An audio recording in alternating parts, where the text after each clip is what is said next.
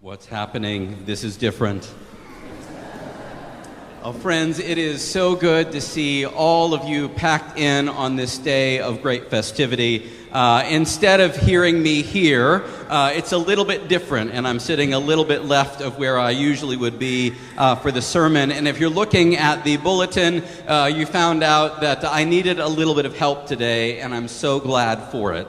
To my left, this is Hannah, and this is Amy, and they'll say a little bit of introduction in just a moment. But I want to say a little bit of a frame about why we're doing something a little bit different, and then why we would be doing it on this day, on a festival day. It was several months ago that I made a public commitment to say that we're not just going to be talking to our teens and telling them what we think that they should be saying, but instead we're going to be intentional in listening. And so there's some upcoming listening sessions. We've been having other conversations, and we've been asking as a staff, what's on your hearts, what's on your minds, where do you see God at work, and where can we walk with you as a congregation? And now this is something that I wanted to do not only in classrooms and in other gatherings, but I wanted to say we need opportunities where we're putting the microphones in the hands of our teens. Hold up your microphone. Okay. And so that's a part of what this is about today, to actually do what we've been saying we will do in a public way. And many of you know that we have been in the middle of a series talking all about creation care. We've been talking about what it means for us to understand that our lives are embedded within all creation, and the way that we care for our neighbors and the people, the places, the water, the sky, the wind, everything around us, that it matters as a part of our faith. And so we've been talking about this. Earlier in the passage that you heard read from today was from Romans chapter 8. And in Romans chapter 8, it talks about this creation that we live in is something that we know way back in the beginning was good. We talked several weeks ago about in Genesis chapter 1 that God created, and at the end of each day, God looks at all creation and says, it is good. And at the end of all creating, God looks at all that God has created and says, it is good. Wow, you haven't been sleeping. Well done. All right, that was supposed to be funny. I'm sorry. You got it. Yeah, God looks at all creation and says it's good, it's very good in its entirety. We looked at Genesis chapter 2, and we found another creation story where the very breath of God gets so close to the ground, and God breathes into the soil and animates life, and goodness is coming into being. And the human task is to make sure with every ounce of our being that the goodness of God keeps on flowing through creation. But then we get to Romans chapter 8, and we find that what creation is groaning. It's if it's in labor pain. There are labor pains. There's grief. There's groaning. The world isn't always as it should be, and we sense this and we feel it. And at the end of Romans chapter 8, it talks about our longing for the hope of God to break through. And at the end of this, it says, our hope is not something that we see right now, but it is real within us. We wouldn't call it hope if we were already experiencing it right now, but we hope for the world to be better than it is in this moment. And so we're talking about all of this today, and I'm going to interview Hannah and Amy. I promise I will in just a moment. But here's the thing, why would we talk about the pains of creation on Festival Day? What we find in Romans 8 is an honesty about the world, about creation, is broken at times. It's groaning with grief and with pain. But even within this, we are animated again by the power of hope. And so we're talking about hope today on a Festival Day. We can be honest about the groans and the pains in the world, and yet we still long for the world to be better than it is right now. And so, without further ado, let me say, Hannah, that you have been, I think, on a whirlwind tour lately. You've been pretty busy. There was a recent op-ed that you wrote in an Omaha paper. You had a busy weekend last week, and you've been speaking up at climate strikes. Could you give us just a little bit of an introduction about who you are, why you're here, and what you've been saying lately? Yeah, so hi everyone. I'm Hannah. I'm a junior at Roosevelt, and I'm the president of the environmental club there. So I think for a lot of environmental organizations, April is a very busy month because it's Earth Month. So in April, I had an EcoFest with Roosevelt's Environmental Club, and then last weekend on the 6th, I went to Omaha, as Jared said, to the Berkshire Hathaway shareholder meeting, because Berkshire Hathaway owns a lot of companies, but right here in Des Moines, Mid-American, which owns 6 coal plants in our state, although they do have wind turbines, but it makes them the largest carbon emitter in our state. So we went to the shareholder meeting to ask them about when they were going to retire their coal plants and if they could accelerate that. And then in the lead up to that meeting, as you said, I published an op-ed in the Omaha World Herald, because I think it's really important that we transition to renewable energy as quickly as possible. Thank you. You're awesome, and that's a lot. Amy, you're also awesome, and you've been doing a lot as well.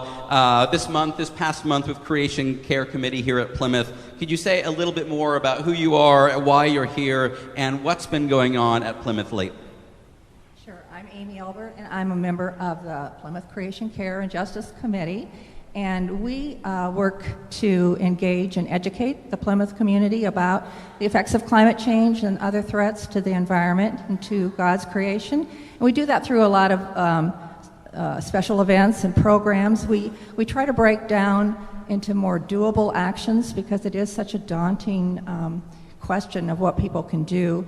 If you look in your bulletin today, there is a blurb in current happenings called the Creation Care and Justice tip. We have little tips each week of things that you can do. We had a program last week on water and what are some of the solutions that we can approach to restore our waterways here in Iowa.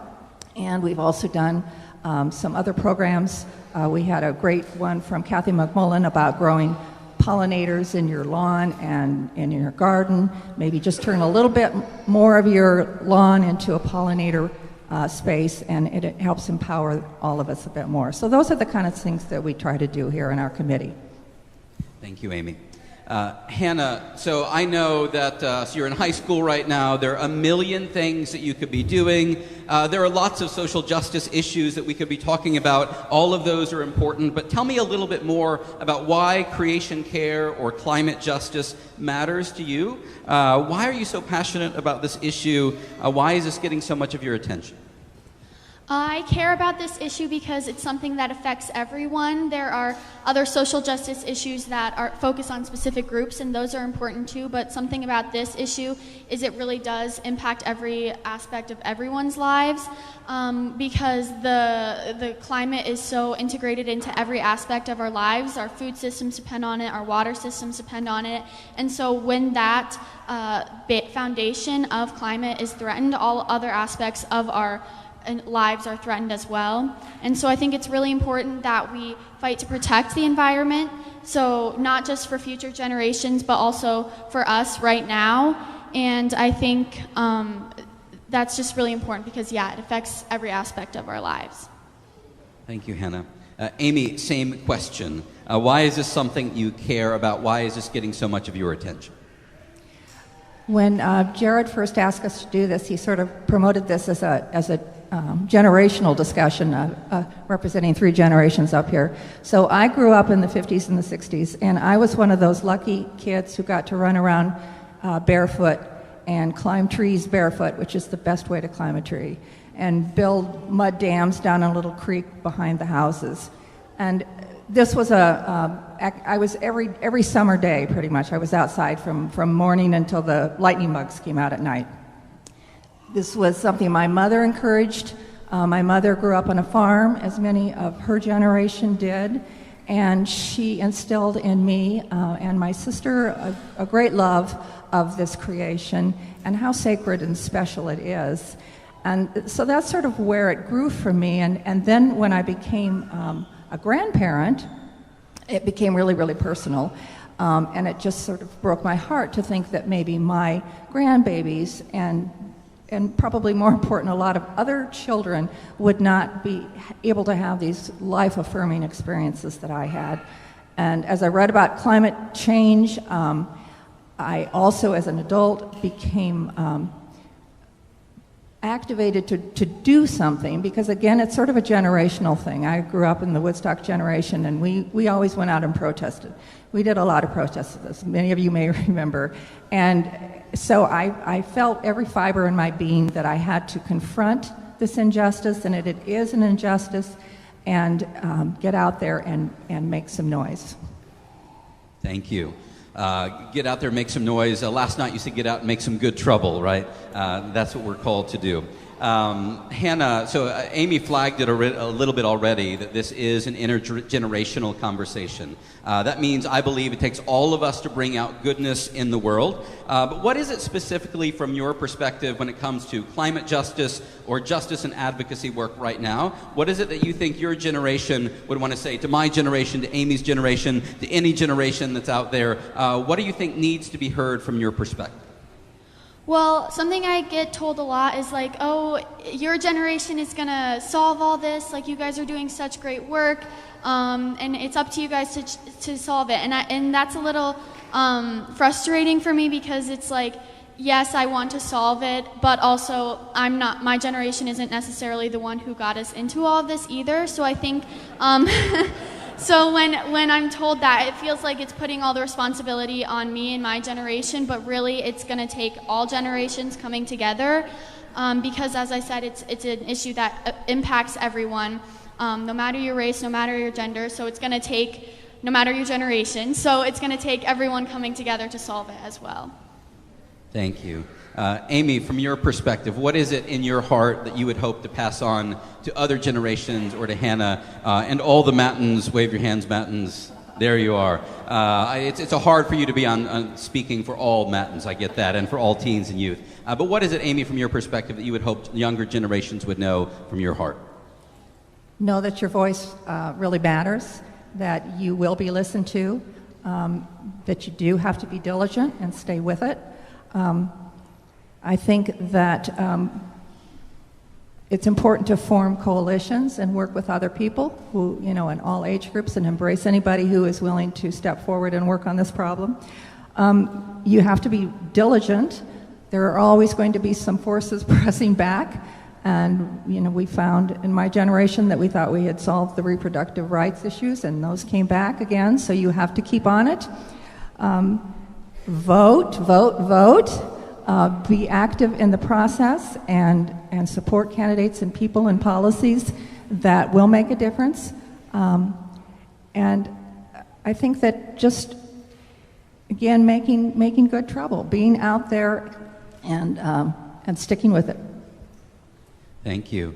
Now we didn't have quite the time constraints last night when we did this, and so we went a little bit long, but one of the things we talked a lot about last night was when we opened our eyes, and I asked them both last night to talk about where do we see creation groaning.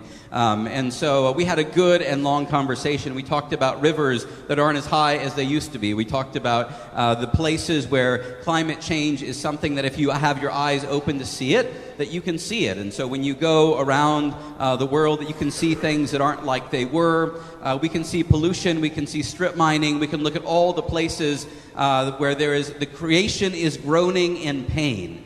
Now, the danger is that sometimes it can be really easy to put blinders on and to not see the pain in the world. And so we talked a little bit about last night those places. And really, what does it mean as a Christian task to see the world with care, to look in the places that might not be always readily available, but to know what's going on in the world? And there's something, at least for me, that deeply connects it to our life and our practice of faith. When it comes to the pains that are going on in your neighbor's life, in your neighbor's backyard, in our community, how are we as a people of faith opening our eyes? And I think this is the heart of it as our life of faith is concerned, is how do we look and pray and advocate for change in the world because we're paying attention. Okay, so pretend we just had a 20-minute awesome conversation about that. It's an important conversation, and again, I think that's what we're here today to say. All of us, open your eyes, open your ears and your hearts so that we can be a people bringing about change in our world today. So sometimes, though, when we're opening our eyes, it can be really hard. The point is that we wouldn't just open our eyes and see all the pain and just close it all away because it's too much. The hope in this and why we need to come together and pray and sing and jump and bounce houses is to remember that even when it's hard, we are still called to be a part of something that's good. We are to be a people that don't let go of hope in our bones and in our hearts and in our words and in our actions. And so what we're here today to end with is to say in a twofold way, open your eyes, see it, be an advocate, let's work together. But at the very same time, may we still and always be a people of hope. May we not be so consumed with the ideal that we don't think about what we can do right now to motivate us toward a way that is good and productive. And I think that this is the good challenge that's before us, even as we're committed to making good trouble. And so I want to end by asking both of you this. What are your hopes for the future? When you think about what we can do together, what does the art of the possible look like for you? What is the availability of hope? And so let's see, Amy, I'll let you answer first, and Hannah, I'll let you have the last word on your hopes for the future. I think that my hope is that people will continue to open their eyes, as you said, to this issue and become involved. And I do find that at Plymouth. I find great hope in this community and knowing that there are other people with me and working on this, because it's nothing that we can do alone. There's great hope in Hannah and all these young people who also are stepping up and involved and not just shrugging things away. I find a terrific hope in creation itself, in God and the goodness of God, and that goodness moving forth in all of us, and the resilience of this creation. It is ever-changing, but it is enduring, and we just have to help her along a little. For me, there was a lot of hope. I mean, at the water event that the Plymouth Creation and Care team put on, there was a lot of hope because there were so many people in that room. There are so many people in this room today listening to this. And so my hope is that, as Amy said, we all come together and we really put all this talk and these words into action. And one thing I say a lot is the science of climate change is clear, but so are the solutions. So something that gives me a lot of hope as well is that we have the technology we need to address this issue. Now we just need the people to come together and actually start using that technology. So my hope is that, we come together and we solve this issue and treat it with the urgency that it requires. Thank you, Hannah. Thank you, Amy. It was at the water event that there was that big question for those of you who were there or saw the announcement, can we save Iowa's water? And one of the things that came out of that it wasn't a question of can. The question was, will we? Can we bring about good in the world? Yes, we can. The question before all of us is, will we? And what will the shape of our hope look like in our community? I want to say thank you to Hannah, thank you to Amy. Give them a round of applause.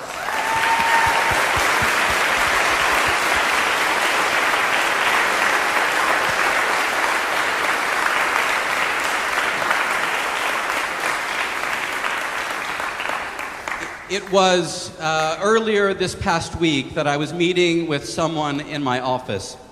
And he said to me, as someone who's vaguely and kind of loosely attached to Plymouth, he said, I hope you know that this community at Plymouth, it's important. Not that we would just pat ourselves in the back and hold our heads high because we think we're so important. He said, you are important in this way. Do you realize what you can do as a community of faith when you band together and bring goodness into being? You can change what's going on in our city and in our very state. This wasn't an exaggeration. And so when we think about Hannah and Amy up here, as we think about what we can do as an intergenerational people of faith, may you take this seriously. This is the moment that I'm shifting in the bulletin to our call to sharing, and I will just say it all like this. When it comes to the good work that we can do together, don't hold back. We need your energy, your effort, the resources to bring the goodness of God into being. And so may you share your whole life, your goodness and your faith to make this community real and at its best. We have good and hopeful work still among us. And so let us share our whole selves, our tithes and our offerings to God, to make this place the good creation that it is longing to be.